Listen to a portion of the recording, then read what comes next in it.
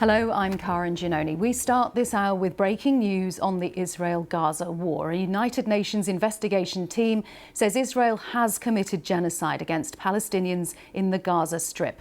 The Independent International Commission of Inquiry was established by the UN Human Rights Council in May 2021 and was led by the former Human Rights Commissioner Navi Pillay, who led the tribunal on Rwanda's genocide. The inquiry concluded Israel has committed 4 of the 5 genocidal acts defined under international law. The intentional killing of a group, deliberately inflicting conditions designed to destroy it, causing it serious physical or mental harm, or preventing births. The report also concludes Prime Minister Benjamin Netanyahu, President Isaac Herzog, and former Defence Minister Yoav Gallant deliberately incited genocide. This is the first time a UN Commission of Inquiry has used the word genocide in relation to Gaza. The UN investigators also warned Israel's allies they must act to stop the killing or risk being complicit. Israel has already responded to the report. A Foreign Ministry spokesperson called it a fake report, saying it relies entirely on Hamas falsehoods laundered and repeated by others. These fabrications have already been thoroughly debunked, including in an independent, in-depth academic study by Besser or the Begin Sadat Center for Strategic Studies, which refuted every single false claim regarding genocide. Besser is an Israeli think tank. The statement ends by saying Israel categorically rejects this distorted and false report and calls for the immediate abolition of this commission of inquiry. Well, the UN report comes as Israel heavily bombed Gaza City overnight, with Israel's Defence Minister Israel Katz saying Gaza is burning. We're getting unconfirmed reports from the US news site Axios and the Jerusalem Post that the military has now launched its ground offensive to occupy the entire city. Israeli strikes are also reported in central Gaza in the direction in which thousands of people are fleeing.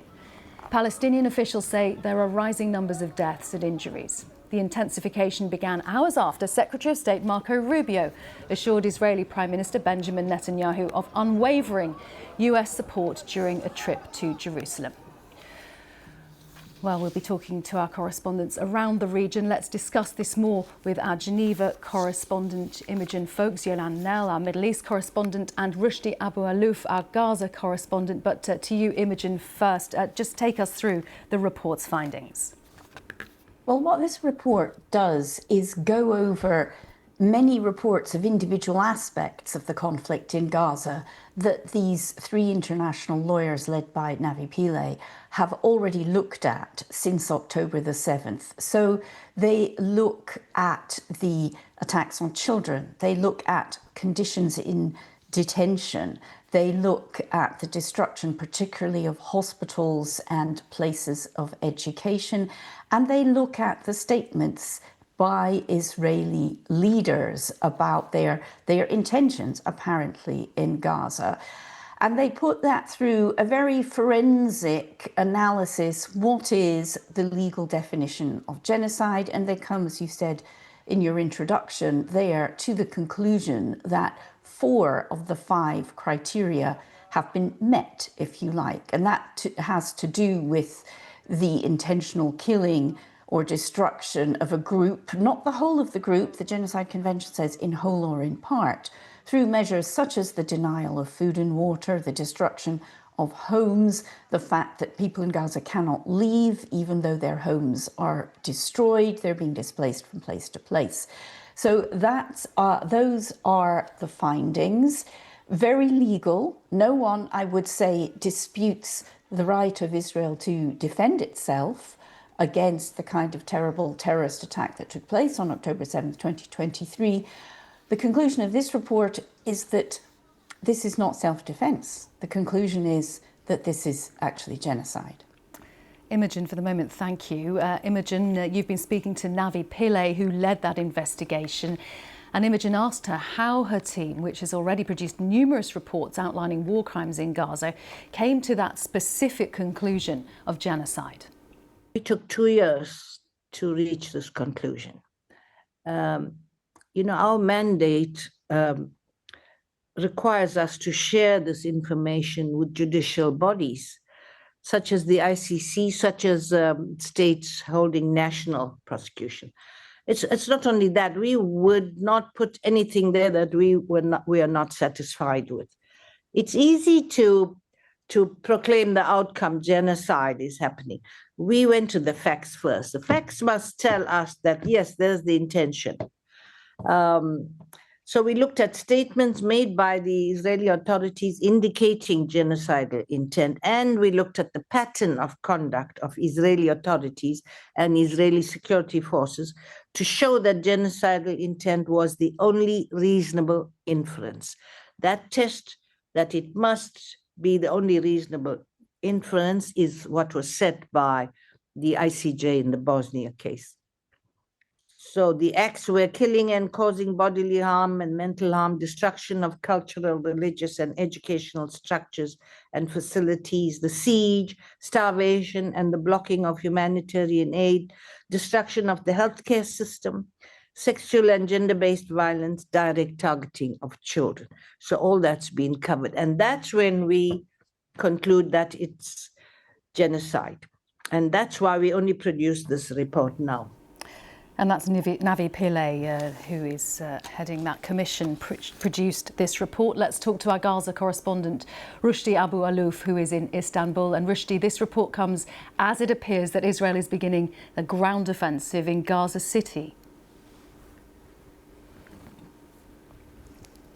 Well, there is no sign of any tanks movement over up all night trying to get any information about the tanks are advancing more. I mean, it's just misleading what the people are saying, because Gaza City is already 60% of it is under occupation, and the tanks are working in 3 different axes in Gaza. If we see like a neighborhood called Sheikh Ridwan, it's one of the biggest neighborhoods. It's in the heart of Gaza City, where Israel is working in this neighborhood for a very long time, pushing all of the people inside the neighborhood to flee south, and some of them are flee to the west of Gaza. If we see the Israeli working in Zaytun, Zaytun is the second biggest neighborhood in Gaza, and the tanks are there working for almost a month and a half in this place. And the third axe is northwest coastal road, and they are pushing hard towards the only refugee camp in Gaza, Shati refugee camp. They have bombed the camp day and night, and they destroyed most of the building in the camp. So they are already occupying over 60% of the Gaza city, and there is a small tiny bit of land in the middle and in the west, where about maybe 700, 800,000 people are stuck in this area. They don't have money to pay for the displacement, which costs over £1,000 for a car to take you to the south, where many people want to leave what they describe as the hell in Gaza, but they don't have the money to do it. And there is only one road that allow you to flee south, which is the coastal road, and it's dumpy, dusty, small road, semi-destroyed, and take 10 hours. I spoke to a family yesterday. It cost them about £1,000, and it took 10 hours for them to move about 14 kilometers from Gaza to the middle. So it's a real hell in Gaza. This report is significant for the people of Gaza. Is significant. They have been talking for a very long time that what is going on in Gaza is a genocide. In the official level, the Palestinian Authority call it a genocide. Many of the Arab leaders and Muslim leaders call this a genocide. But what the people want in Gaza is this killing to be stopped. And Rushdie, we know that Israel has comprehensively rejected this report, calling it a fake report. What is likely to be its effect?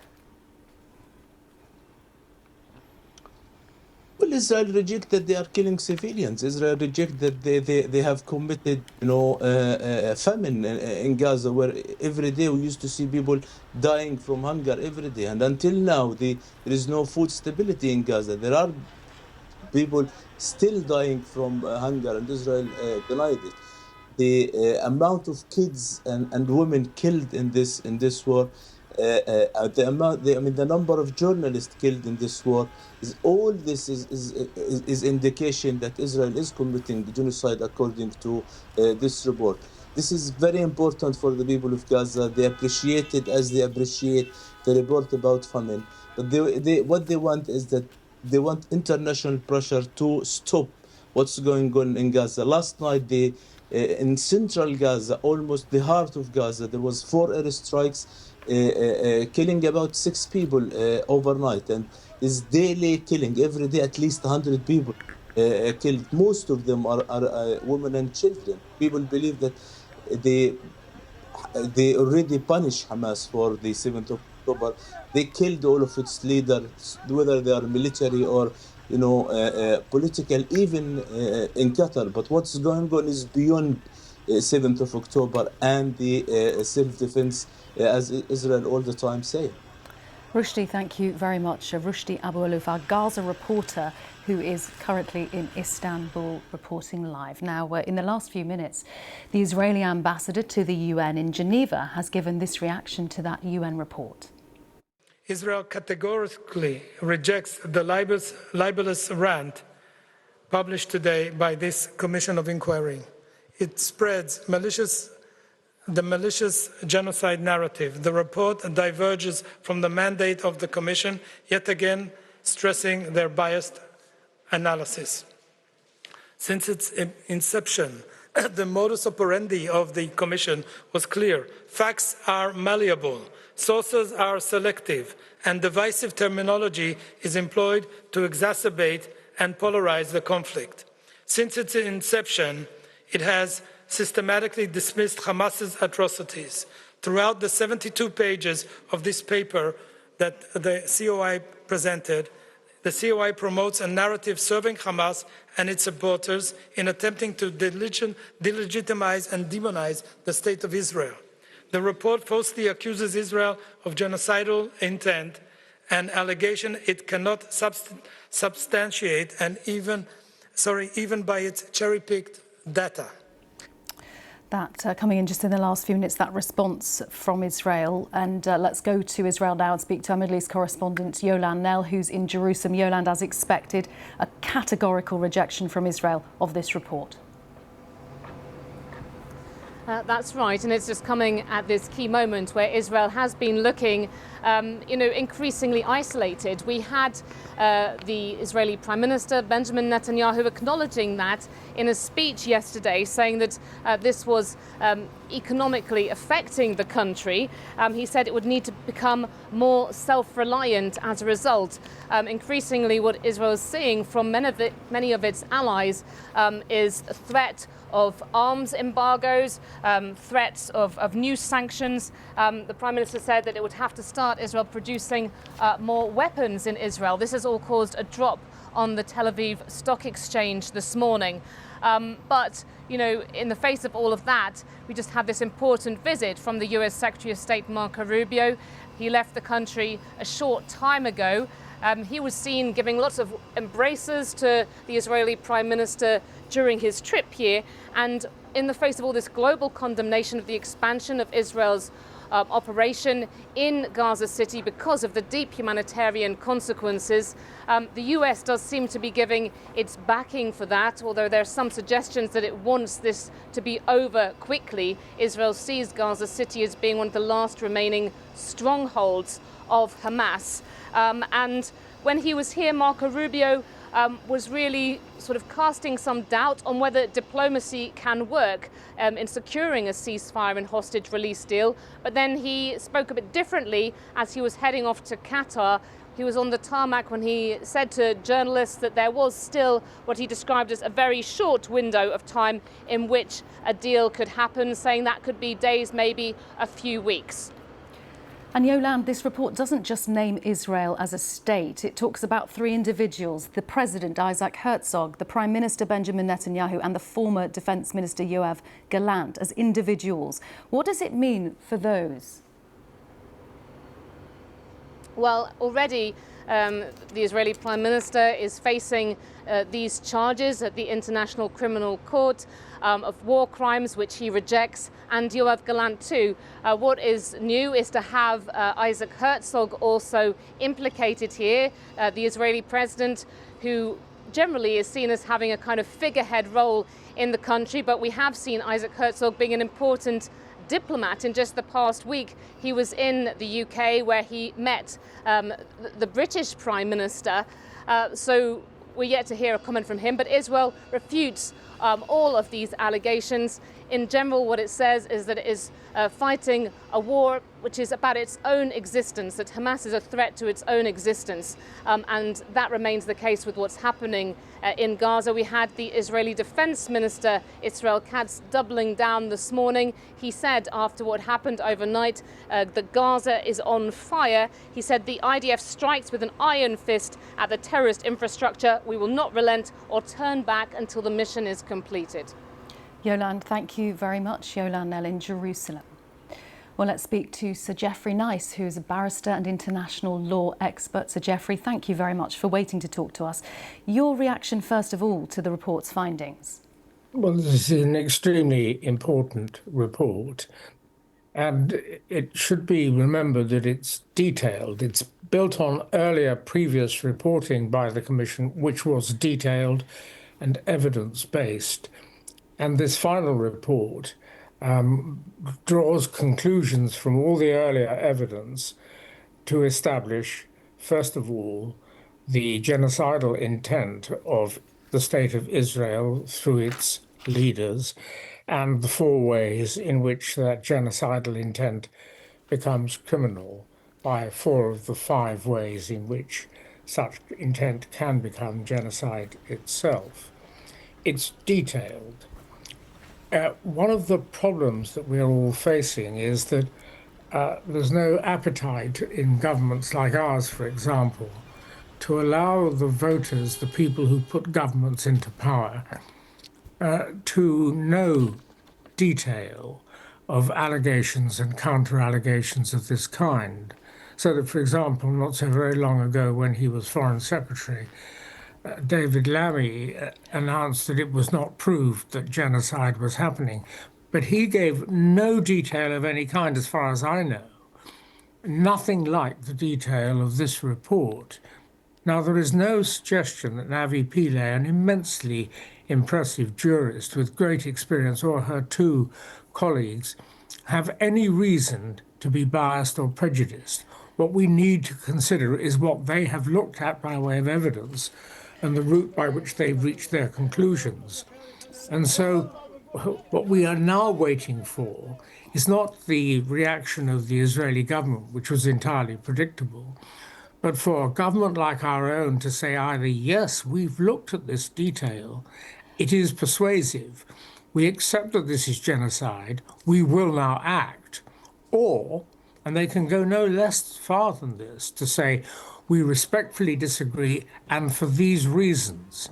And if they do that, then your viewers will be able to hear, just as jurors would, who are quite capable in criminal cases in this country of trying genocide, your viewers will then be able to hear both sides in detail.